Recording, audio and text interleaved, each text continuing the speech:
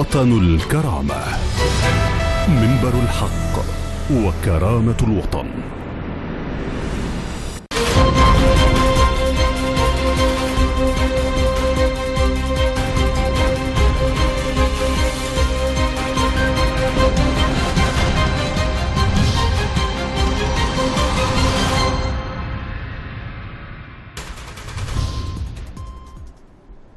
Hello, welcome to Watan al-Karama News Service. It is 9 p.m. our regular time for top stories, and we start with latest developments in Libya.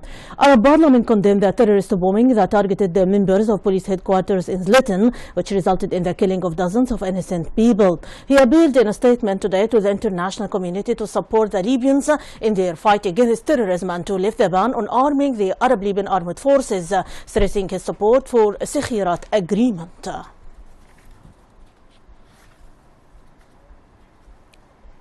Prime Minister Abdullah Thani discussed with the elders and wise men of Al-Hilal al-Nufti area the developments in the region after the recent attack carried out by the terrorist Daesh group. Thani also discussed during his meeting the humanitarian situation of inhabitants of the region, and the meeting also tackled the necessary and urgent services that must be provided for citizens to alleviate the sufferings that weighed their shoulders as a result of the clashes. Outgoing Congress committee demanded of all its members to confirm joining the High Council of the State before 20th of January. According to the mainstream sent by this committee to all the members based on the political agreement signed in Sikhirat, the outgoing members should be joined the High Council of the State under condition that they must confirm joining the council before the end of the day of 20th of January in order to complete the necessary procedures in accordance with the political agreement and to prepare for the first meeting of the council. UN Humanitarian Coordinator in Libya, Ali Zatari, condemned the terrorist recent attacks which affected the north of Benghazi power plant. Zatari expressed his deep concern about the deteriorating humanitarian situation in the country, stressing that such attacks are despicable. It represents the additional pressure on delivery mechanism and services as it increases the deterioration of the living conditions of those affected by the conflict and displaced people in the country. Zatari called on all parties to ensure security and safety of the delivery of services to meet the basic needs of all Libyans. And still, Libya General Electric Company called on the Eastern region citizens to reduce the consumption of electricity and use of cooking gas instead of electric furnace because of its large consumptions of electricity. The company noted that the weakness of electricity generation in the region was resulted of a bombing that happened this morning in the North Power Station, which led to damage of the station in addition to the damage that happened in the past 2 days, which results in a negative impact on the production of electricity in the station. Commander Colonel Bashir Abu Zarifa announced the formation of a joint Libyan military force to fight the terrorist Daesh group in Sirte city. Abu Zafira said that this force includes oil installations guards, troops from Ajdabi border and units supporting them in addition to the military forces of the south and west regions, pointing out that military leaders from various regions of Libya agreed on the formation of this force to liberate the city of Sirte from terrorist groups. Battalion number 21 took control of Bawabit al-Sittin in Ajdabia. Bawabit al-Sittin was under the control of terrorist Daesh group in Ajdabia before they withdrew after targeting them by the Air Force airstrikes.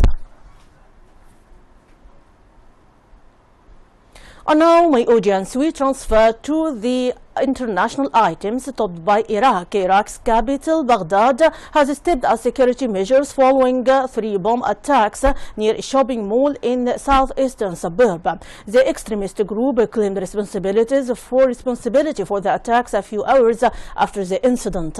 Witnesses said that several assailants stormed the shopping mall after setting off a car bomb, exchanging gunfire with security forces for more than half an hour. Iraqi security forces cordoned off the area after the attacks, coming nearly blocks for possible explosives. Baghdad has also closed the inbound traffic and stepped up security measures across the city. 7 people were killed and some 20 people were also injured in the attacks, according to security sources. Germany's foreign ministry today said that the number of Germans killed after a suicide bombing in Istanbul had risen to 10 from 9, with 1 German citizen seriously wounded in the blast since dying. 7 Germans were still recovering from their injuries, 5 of them in intensive care, said the ministry. Aria's Turkish interior minister had said that 2 German citizens were still in serious conditions in hospital after the attack in the historic heart of Istanbul. 2 of the 9 Germans wounded are still in critical conditions, he said, speaking at a joint news conference with his German counterpart.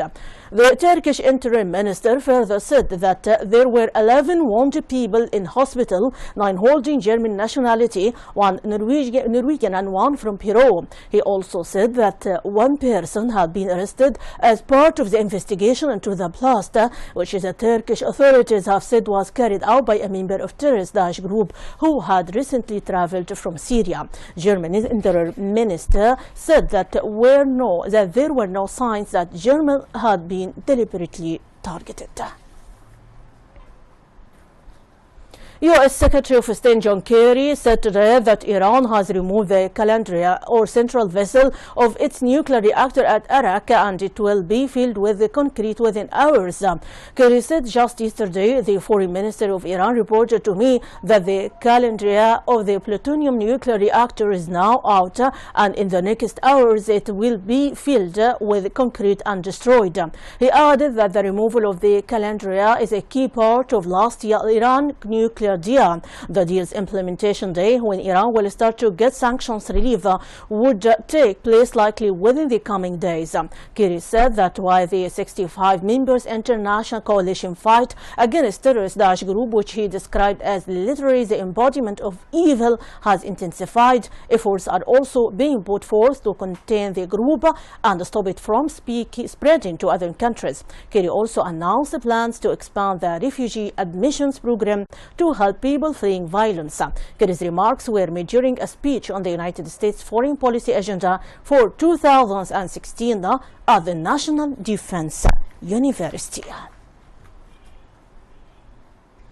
And now we transfer to the immigration crisis. The European Union (EU) presented a new border and coast guard plan to better manage the bloc's external borders and protect the passport-free policy in a bid to stem the massive immigrants influx. The EU's executive branch, the European Commission, proposed at the European Parliament plenary meeting in Strasbourg, France, to establish a brand new authority named the European Border and Coast Guards to replace Frontex, a European agency heavily relying on member states' border control efforts.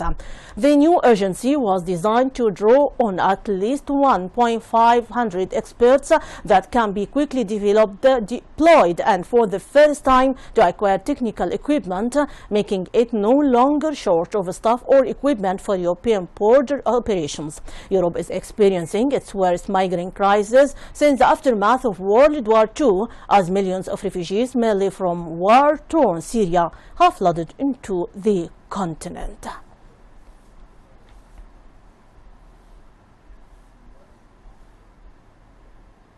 My audience, that is the wrap-up of our top stories for today. For much more, you can check our website www.watanilkarama.tv.